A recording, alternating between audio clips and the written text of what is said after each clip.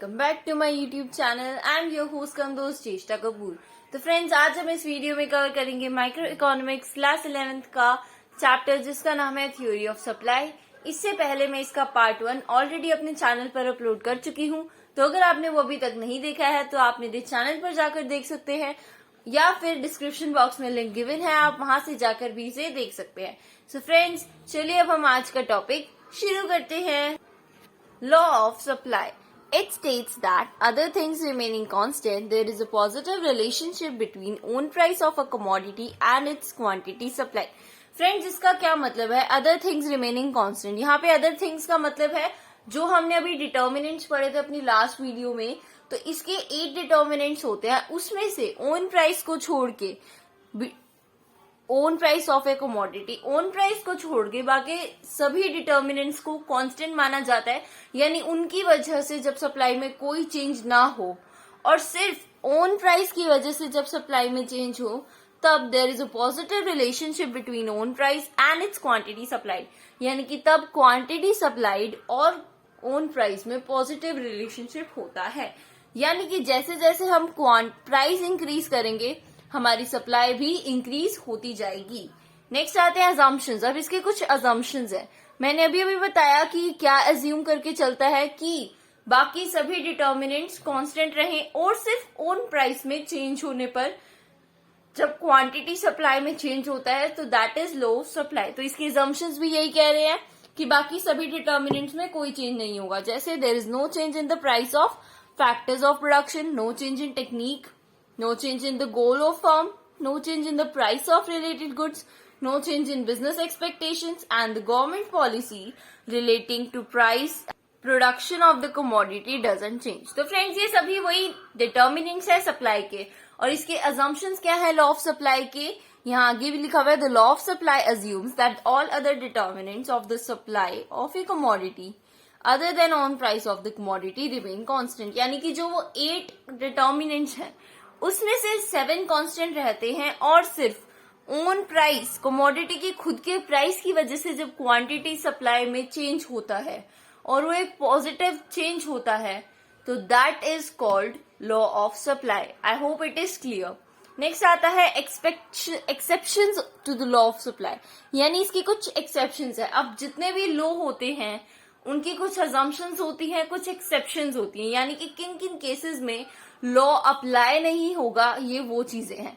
तो यहाँ 3 points given है, 3 एक्सेप्शंस है लॉ ऑफ सप्लाई की। क्या है देखते हैं।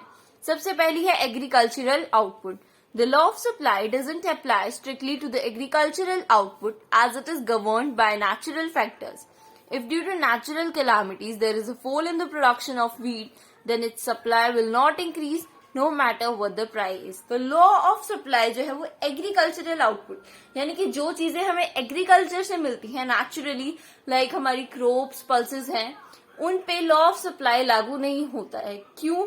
क्योंकि मान लीजिए किसी दिन मतलब किसी ईयर प्रोडक्शन में कुछ प्रॉब्लम हो गई, प्रोडक्शन ढंग से नहीं हुआ, तो आप चाहे प्राइसेस को कितने भी हाई ले जाइए। मान लीजिए इसमें एग्जाम्पल गिवन है कि मान लीजिए नेचुरल कैलामिटीज, मान लीजिए कहीं फ्लड आ गया या ड्रॉट की वजह से वीट की प्रोडक्शन ढंग से नहीं हो पाई। अब चाहे वीट हमारे पास जब है ही नहीं, अब चाहे उसका प्राइस आप 1000 पे ले जाओ, चाहे आप 50 पे ले आओ, लेकिन उसकी हम सप्लाई को इंक्रीज या डिक्रीज, इंक्रीज नहीं कर सकते। डिक्रीज तो हो जाएगी लेकिन हम उसको इंक्रीज नहीं कर सकते। क्यों? क्योंकि जब हमारे पास वीट और है ही नहीं तो हम उसकी सप्लाई को कहां से इंक्रीज करेंगे। So that's why agricultural outputs पे लॉ ऑफ सप्लाई लागू नहीं होता है। नेक्स्ट है goods of social distinction. Friends, ये लॉ ऑफ जो डिमांड है उसका भी एक एक्सेप्शन है और जो लॉ ऑफ सप्लाई है उसका भी एक्सेप्शन है। इसमें क्या लिखा है, supply of goods of social distinction remain limited even if their price tends to rise.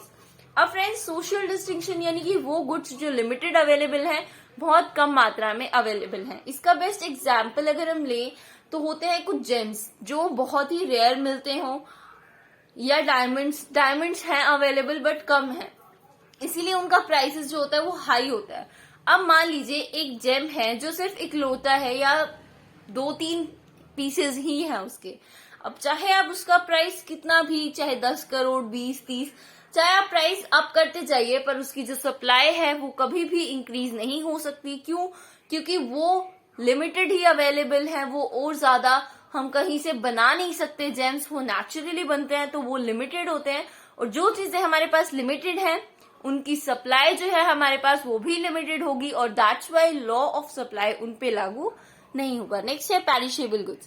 Perishable goods वो गुड्स होते हैं जिनकी शेल्फ लाइफ बहुत कम होती है, जो बहुत जल्दी खराब हो जाते हैं। इसमें मोस्टली खाने की चीजें आती हैं, लाइक फ्रूट्स, वेजिटेबल्स, जो जल्दी खराब हो जाते हैं। So at a given point of time, sellers may be willing to sell more of a perishable goods even at a lower price. This is because shelf life of perishable goods is very short. तो कभी ऐसा हो सकता है कि एक दुकानदार कम price पे भी अपने गुड्स बेचने के लिए रेडी हो। क्यों? क्योंकि उनकी लाइफ बहुत कम होती है। हो सकता है अगर वो पड़े रहे तो वो खराब हो जाए, और खराब गुड को तो कोई नहीं खरीदेगा, तो वो ये सोचेगा कि खराब हो जाए और कोई ना खरीदे, इससे अच्छा है कि कम प्राइस देके मैं इन्हें यहाँ से मैं बेच दूं, इन्हें खत्म कर दूं। So these are the exceptions to the law of supply. I hope it is clear. Next आता है हमारे पास movement along a supply curve, change in quantity supply. तो मूवमेंट का क्या मतलब है? जब ग्राफ, जो लॉ ऑफ सप्लाई का ग्राफ बनता है हमारा, उस पे कर्व मूव करे। ये हम आगे देखेंगे। सबसे पहले देखते हैं कि इसमें लिखा क्या हुआ है। Movements along a supply curve refer to extension और contraction of supply in response to change in on price of the commodity.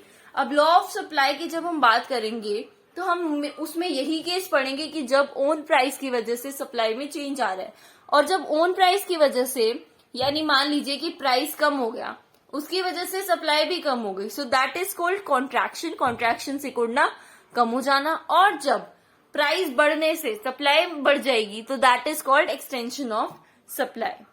यहाँ पे इनकी डेफिनेशंस भी गिवन है। सबसे पहले extension of supply, it implies increase in quantity supplied when own price of the commodity increases. तो जब price बढ़ता है कमोडिटी का, जैसे यहाँ टेबल में दे रखा है, पहले प्राइस 1 था, क्वांटिटी सप्लाइड भी 1 थी, अब हमने प्राइस 5 कर दिया तो क्वांटिटी सप्लाइड भी 5 हो गई।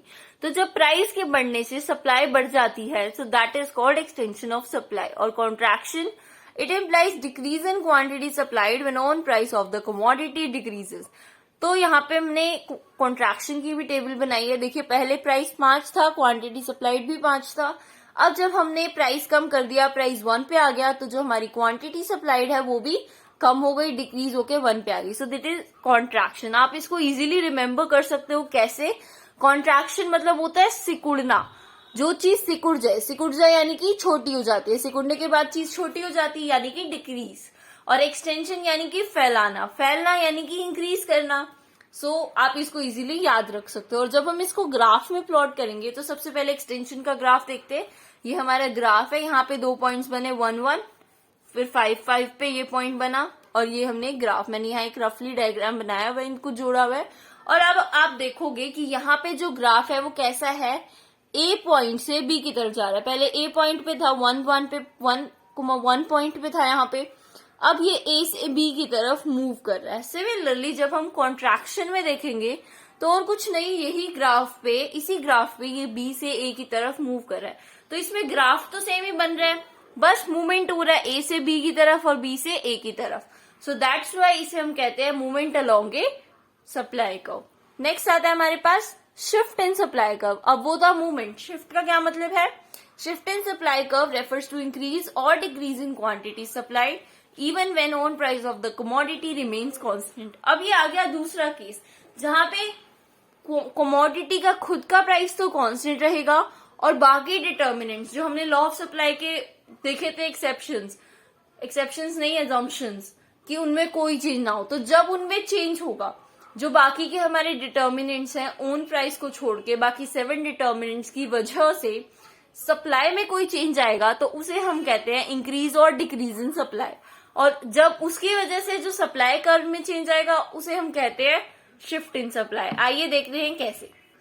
अब what is increase in supply? It means increase in quantity supplied even when own price of the commodity remains constant. It implies a forward shift in the supply curve. इसका क्या मतलब है कि जब ओन प्राइस, कमोडिटी का खुद का price तो कांस्टेंट रहे और अदर डिटर्मिनेंट्स में चेंज आने की वजह से जब जो हमारी क्वांटिटी सप्लाइड है उसमें इंक्रीज आए, तो उसे हम कहते हैं increase in supply. It implies A forward shift in the supply curve. इसे हम आगे ग्राफ में देखेंगे। Next, decrease in supply. It means decrease in quantity supplied even when on price of the commodity remains constant. इसका मतलब जब on price तो constant रहे और बाकी डिटर्मिनेंट्स की वजह से जब सप्लाई डिक्रीज हो जाएगी, so that is decrease in supply and it implies backward shift in the supply curve. कैसे? चलिए अब हम इनके ग्राफ देखते हैं। अब ये इंक्रीज की टेबल बनाई है हमने। देखिए प्राइस कांस्टेंट है, पहले भी 10 था, तब सप्लाई 20 है, और अब प्राइस जब 10 ही है पर सप्लाई अब 30 हो गई बढ़ के। अब ये क्यों हो सकता है? हो सकता है कि हमने टेक्नोलॉजी जो है हमारी इंप्रूव हो गई हो सकता है हमारी कॉस्ट ऑफ प्रोडक्शन डिक्रीज हो गई हो सकता है हमें सब्सिडी मिल गई हो सकता है जीएसटी हट गया हो, मतलब कम हो गया हो जीएसटी, या जीएसटी सरकार ने उस प्रोडक्ट जो हम बना रहे हैं उस पर से हटा दिया हो। सो इन केसेस में जो हमारी सप्लाई है वो इंक्रीज करती है, क्वांटिटी सप्लाइड इंक्रीज करती है। और इसका डायग्राम कैसे बनेगा? देखिए प्राइस तो हमारा कांस्टेंट है। अब पहले जो सप्लाई कर्व कैसा होता है? अपवर्ड होता है, इस शेप का होता है सप्लाई कर्व कुछ। इट इज अपवर्ड क्योंकि पॉजिटिव रिलेशनशिप है। जब नेगेटिव होता है, देखा हमने डिमांड का नेगेटिव होता है, तो उस केस में कुछ ऐसा बनता है इस टाइप में। लेकिन जब हमारा सप्लाई का पॉजिटिव रिलेशनशिप होता है दोनों के बीच में, प्राइस और क्वांटिटी के बीच में, तो ये अपवर्ड बनता है। अब ये अपवर्ड शेप में जा रहा है, इस पॉइंट पे कट कर रहा है क्वांटिटी को। जब हमने क्वांटिटी को 30 कर दिया, पहले ये 20 पे था, अब ये 30 पे कट करेगा, तो अब ये यहाँ पे आ गया पॉइंट। तो पहले ए पॉइंट पे था जब प्राइस 10 था और क्वांटिटी 20 थी, तो वो ए पॉइंट पे था हमारे सप्लाई कर्व। अब जब हमारा प्राइस अभी भी 10 है लेकिन क्वांटिटी 30 हो गई, तो जो हमारा पॉइंट है वो थोड़ा सा आगे की तरफ शिफ्ट हो गया। दैट्स वाई हमने कहा शिफ्ट हो रहा है डिमांड कर्व, ए पॉइंट से बी पॉइंट की तरफ शिफ्ट हो गया। यहाँ पे कोई मूवमेंट नहीं हुआ। मूवमेंट होता है एक ही सप्लाई कर्व पे मूव करना। यहाँ ए था, यहाँ बी था, और इसी लाइन पे जब पॉइंट्स इधर उधर हो रहे हैं, सो दैट इज मूवमेंट। और ये शिफ्ट है, यानी कि ए पॉइंट से बी की पॉइंट की तरफ आ गया। और सिमिलरली डिक्रीज में क्या होगा? 10 पे 30 थी और अब 10 पे 20 हो गई। अब हो सकता है हमारी जो टेक्नोलॉजी है वो आउटडेटेड हो गई हो, या जीएसटी इंक्रीज हो गया हो, या सब्सिडी हटा दी गई हो, या हमारी कॉस्ट ऑफ प्रोडक्शन इंक्रीज हो गई हो। तो इन सभी केसेस में हमारी जो सप्लाई है वो डिक्रीज करेगी। वो डिक्रीज कर रही है, तो देखिए पहले यहाँ पे पॉइंट पी क्या था? 10:30 पे ए था और 10:20 पे बी है, बी आ गया। अब तो यहाँ पे ए से बी की तरफ, यहाँ पे बैकवर्ड शिफ्ट हो गया। पहले ही यहाँ पे था कर्व, अब ये पीछे की तरफ चला गया। तो जब हमारी सप्लाई इंक्रीज करती है तो जो हमारा सप्लाई कर्व है वो आगे की तरफ चला जाता है, और जब हमारी सप्लाई डिक्रीज करती है तो जो हमारा कर्व है वो पीछे की तरफ आ जाता है। तो फ्रेंड्स, यहाँ पे हमारा पार्ट 2 खत्म होता है। अगर आपको इससे रिगार्डिंग कोई भी डाउट्स हैं तो आप मुझे कमेंट सेक्शन में पूछ सकते हैं। Thanks for watching this video, guys. If you like the video, then please hit the like button. And for more videos, do subscribe to my YouTube channel. See you in my next video, guys.